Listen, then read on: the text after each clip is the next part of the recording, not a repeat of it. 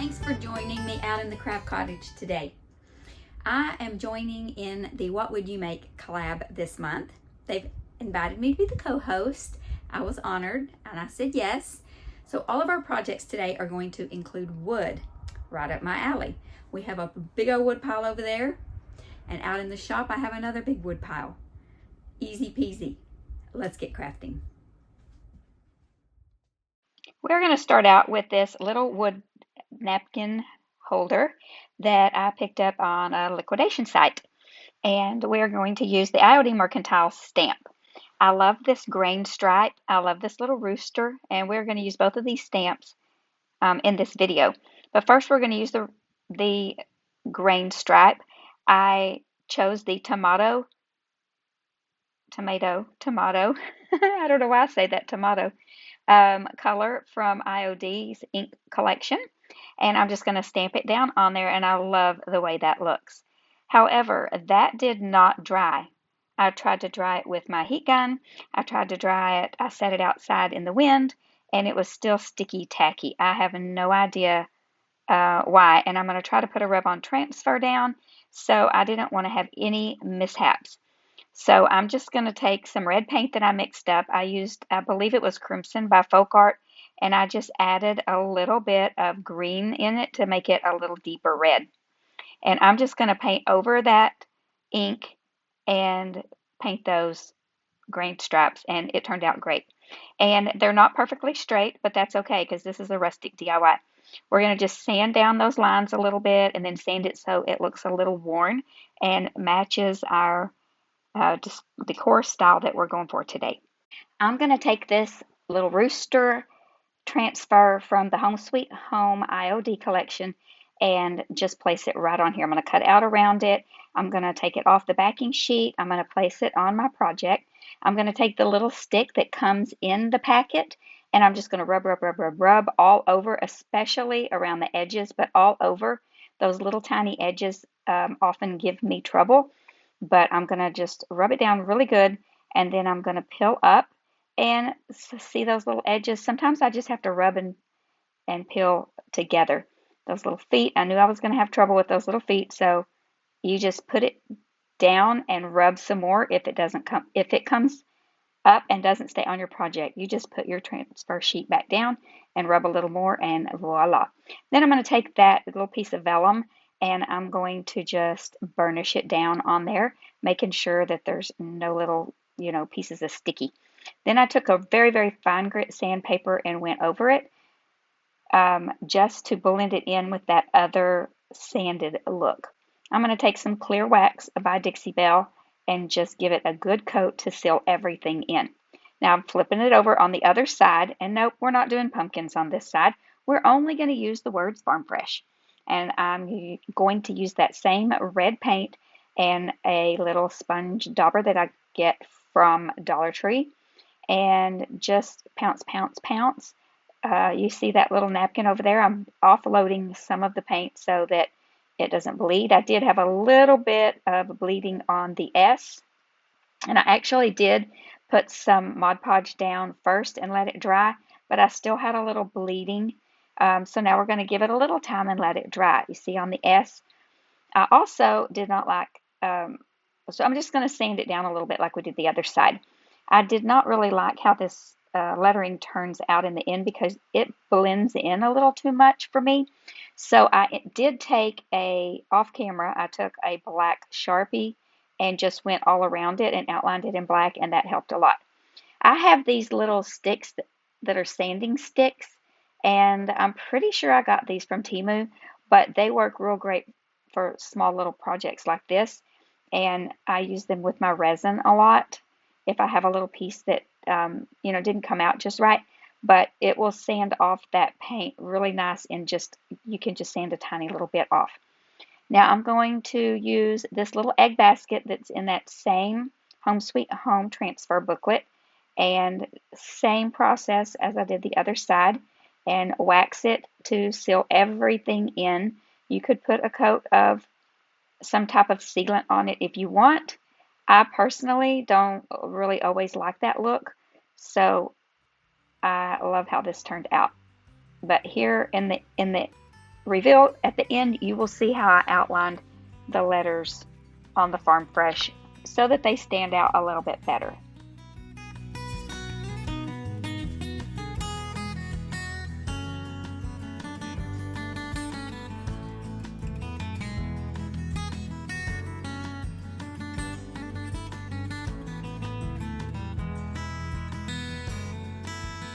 I just want to pop on and talk about the collab for just a second. As I mentioned, this is the What Would You Make collab. Happens the 4th Sunday of every month, hosted by my friend Brenda over at Rustic and Lace DIY and my other friend Christine from Divine Designs. And they are amazing creators. Please check out their channels and the playlist that will be linked in the description box below and pinned as the first comment on this video. Now, let's get back to crafting. Grabbed a little terracotta planter out of my stash and just some white linen chalk paint, which is not a stark white, but it's not really off-white either. It's just a nice white, kind of a vintage white. And with a chippy brush and not a whole lot of paint on there, I'm going to give it a messy coat all the way around, on the bottom, around the top, and down the insides, just a little ways down on the inside. The little plate that goes underneath it is also going to get some white. And then I'm going to take that IOD Mercantile stamp that we used earlier for that grain strap, and we're going to use the little rooster and some black ink. I'm just going to pull it off. I'm going to put it on another sheet of plastic. I use the thin mounts when I need the lines. Otherwise, this is just a piece of plastic that came in some kind of packaging that I saved because, well, we don't throw anything away over here. I'm just going to ink it up really good and wipe away any extra around the edges if there is any, and then just press it down. Now, it did not press down good. I thought I was pressing it good around that lip right there, but it didn't really get on there good, but it's okay. If you have a spot that doesn't work, line it up the best you can and press with the ink. So now I'm going to ink up just that part of the chicken's neck and tail, rooster. I do know this is a rooster. And I'm going to just bend that off of the plastic. I took it off that plastic, and they're very bendable. And I'm going to bend it and just put it in there. And it turned out great. Clean off your stamps. Always clean your stamps immediately so we don't ruin them. They're way too expensive, whether they're IOD or any other brand. Take care of your supplies, friends. I'm going to do the wheat on both sides around the top, just like that. And then I chose another little stamp that was in that collection to put on the back, just in case it's on a tier tray and you can see it. And then I decided to take the IOD, what is this one called? I just showed you. Anyway, it's the vintage texture stamp. We're going to just place it. I keep turning the stamp so that I'm going to use all the inked up parts of it, but just little bits and pieces so it looks like it's only cracked in certain spots. But look at that pretty little crackle. The paint is not crackled, it's just a visual, but I really like how it turned out. Now I'm going to use some of the clear wax by DIY because I don't really care if some of the paint, distresses back a little bit on this. And then I'm going to take my little t-shirt and buff it out. I had this little bunch of greenery in my stash, and I'm going to stick it down in there. I did put some Spanish moss down in the bottom. I didn't get that on camera, but there is some Spanish moss down in there, and then I stuck the little greenery down in there, and then I just had these little bits and pieces of ribbons. You see that little chiffon ribbon? We have to get that in our projects over here at Late Night Creations. There's my little wood. That's my wood in this one. Sorry, it's kind of lame, but that's my wood in this project, to put a bow on a wood skewer. And then I'm going to just wrap some jute twine around it as far as you can see it, just so we don't see that it's a skewer. Skewer. I have a hard time saying that word, so don't make fun of me. Or you can. I don't care. I can take it. But this is how this little pot turned out. I think it's really cute.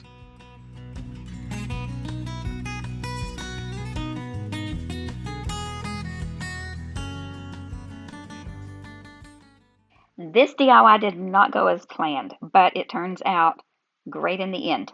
I end up not using that little wood embellishment, but you'll see that in the end. Okay, I'm going to take this outside and sand it with my orbital sander because that little sander just wasn't cutting it. I also spray painted that with some black spray paint. It's all nice and sanded, this piece of wood, and then I'm going to use some decoupage paper from TDS Creative, and that's Brandy over at the DIY Struggle, and you can check out her website linked in the description box below. I'm going to use vintage linen, and I'm going to paint the entire piece of wood. This is a beautiful piece of wood. And then I am going to take, okay, first I'm going to cut this down with my miter shears. I'm going to leave this part in just to show you how this can be done. I'm going to measure. You don't have to use these. I believe I got this piece off Brandy's website as well. She sells these beautiful wood embellishment pieces. But I saw her do this. Like, you can cut them down to fit your project. So I wanted it to fit across, so I thought I wanted it to fit across the top of this piece of wood. And then I just ended up painting the ends of them to match the rest of it. And I took some, okay, so you see that it fits, which would be a beautiful piece, but I ended up not liking how it looked with what I'm doing. So I took some faded burlap and a chippy brush, swiped over it just to bring out all those gorgeous details. And I did save this to use in a future project, so stay tuned and see if you recognize it when I use it.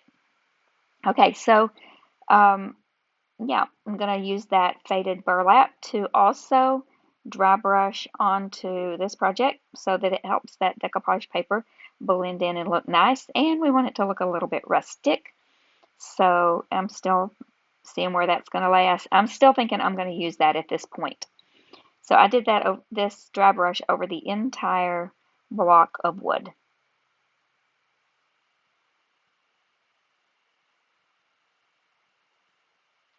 Then I'm going to tear my decoupage paper. I'm going to use a paintbrush to put some water on the edge. And then, because it was such a small amount that needed to be torn off and I didn't want to tear into my project, into the piece of paper, I just took those little tweezers and just pinched it off. Now, if you have nimble little fingers, you could probably use your fingers. But yeah, that wasn't working for me. So I just pulled out those tweezers and it went really quick. We're going to use Mod Podge and one of Brandy's fan brushes that I got from her website. And I'm going to apply it to the back of this piece of decoupage paper. You've seen me do this plenty of times. It works beautiful. We're going to use the iron-on method because that's my method of choice for decoupaging. We're going to give it some time and we're going to let it dry. Then when it's completely dry, it feels a little bit like it's been laminated. And then I'm going to place it where we want it. And this is about where I decided I don't really like that. So I went and looked in my stash and I had this flat back bead. I don't even know. I got them on that liquidation website and I paid $1 for 12 of them. So I'm going to saw us. I went to took my little saw and sawed however much I needed. I did the same process to this that I did to that little wood embellishment piece, painted it black and used the faded burlap. And I love how this looks way, way better. It kind of reminds me of the daubers that they use when they play bingo to like make the dots on their bingo cards. I have never done that. I've never played bingo like that. I haven't played bingo since I was a kid. But if you've played bingo and you've used one of those marker dauber things that makes the dots, let me know in the comments below. But that kind of made me think about that, sort of fit in with the style. I don't know. Then I took some jute twine, I wrapped it around the top and the bottom of that row of beads and then just around the bottom of the project to tie in that rustic farmhouse look a little more. And I used the matte clear top coat spray I picked up at Home Depot, and this project is complete.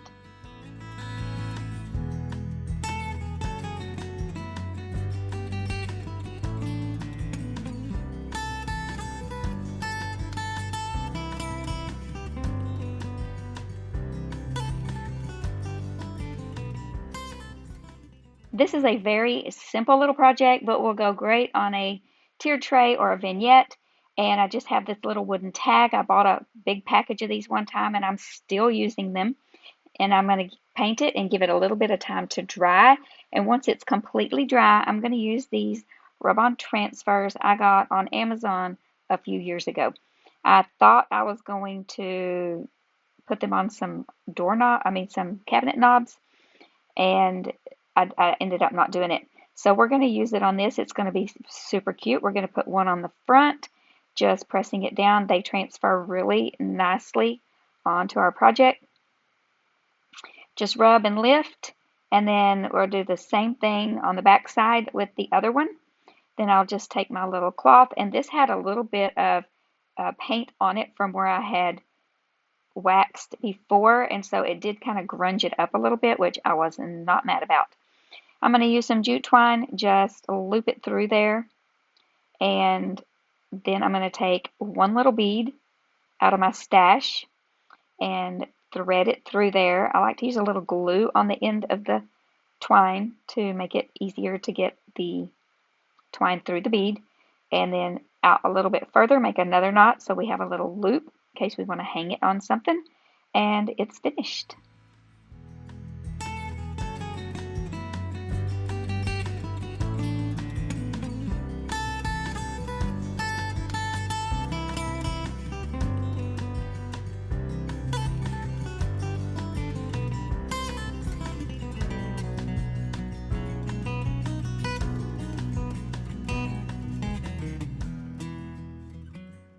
I've had this little wooden house in my stash forever. I bought a bunch of them years ago from Dollar Tree, and I've just been using them, but I've had them forever. This is that paint that I used on a previous project in this video, and we're just going to paint the inside with it and dry it up, or give it some time. We'll let it dry. It was a nice windy day outside, so I put a lot of my projects out on the craft cottage porch and let them dry while I work on something else. And I love to do that because I feel like it does better when it dries naturally. I used some brown paint and painted the outside of this little wooden house, and now I'm going to take the Elmer's school glue and give it a pretty thick coat on all four sides, the rooftop and the sides. I'm going to let this completely dry this time. Sometimes I apply while the glue is still wet. Sometimes I let it dry. This time I thought I would give it some time and let it dry. Now on the back side, I'm testing out my paint colors that I want to use for my crackle. I did not put glue on the back of this, and I decided that I really like both of these colors sort of mixed together.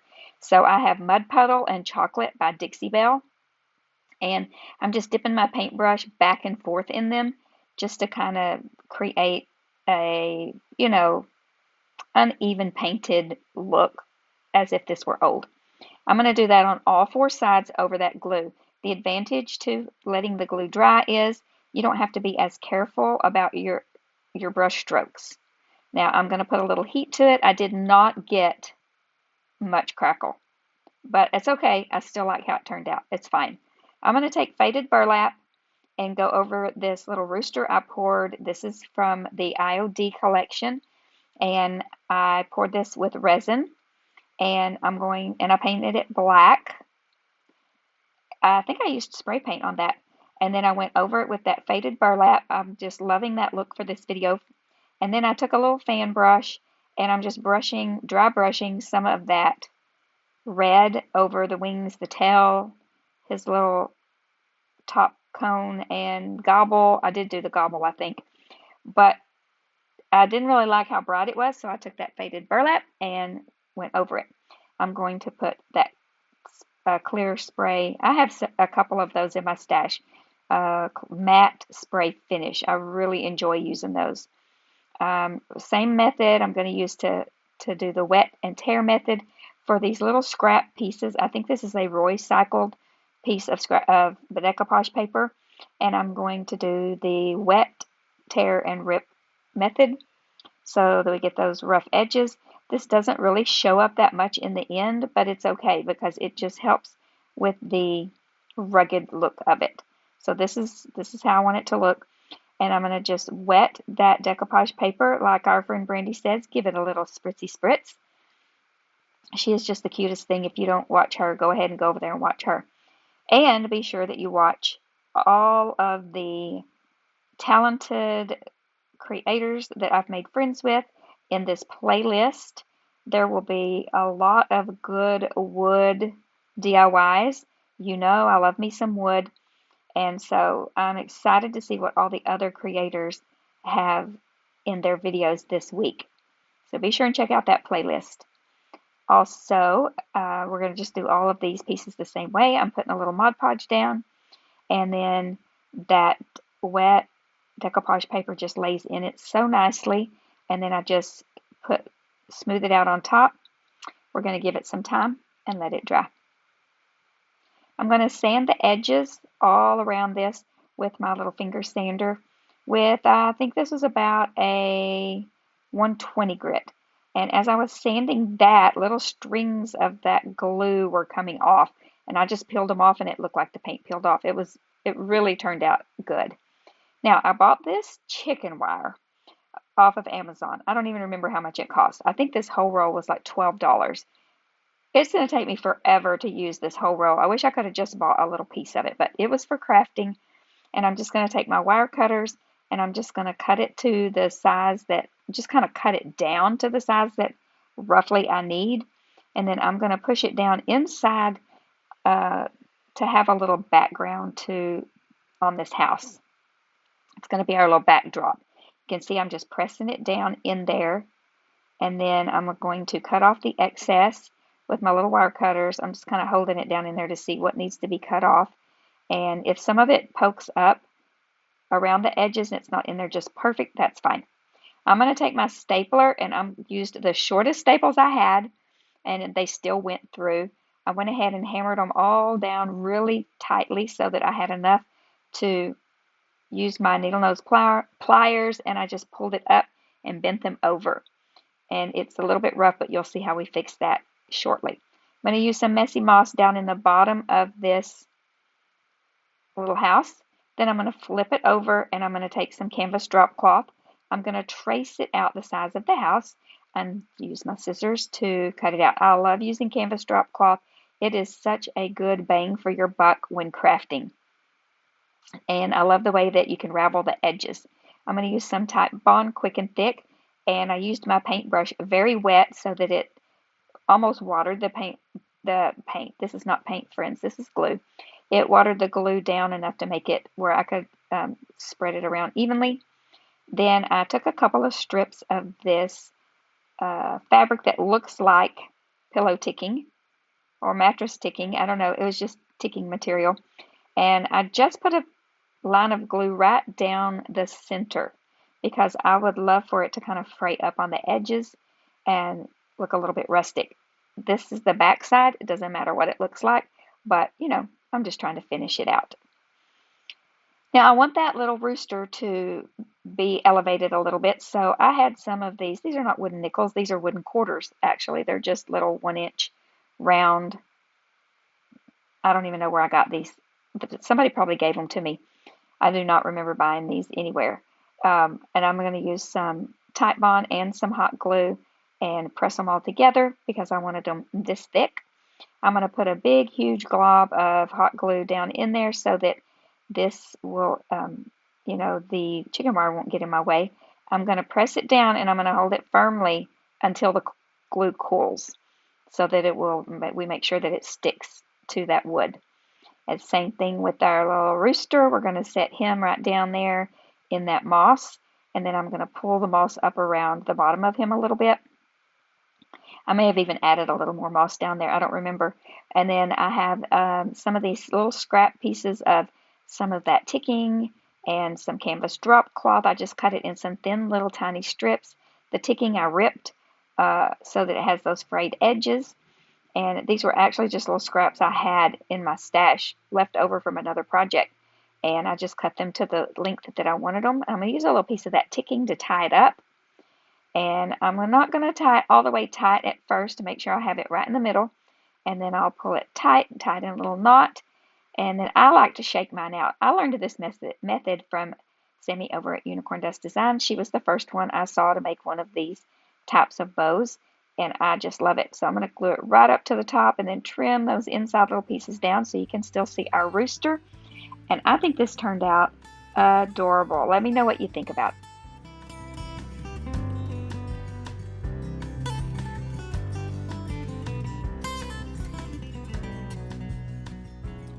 That's it for this wood video.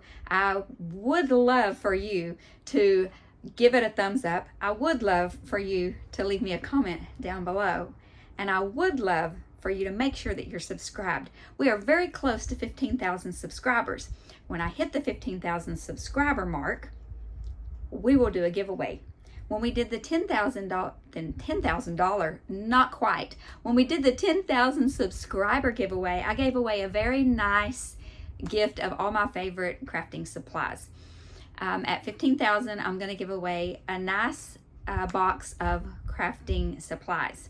So you are going to want to tell all your friends and family that love to watch crafting videos to make sure and get subscribed, and make sure you're subscribed. Watch my subscriber count. When it hits 15,000, I'll do a special video. We'll do a special giveaway. But for now, and most of all, I want you to remember, say it with me, be still and know that He is God.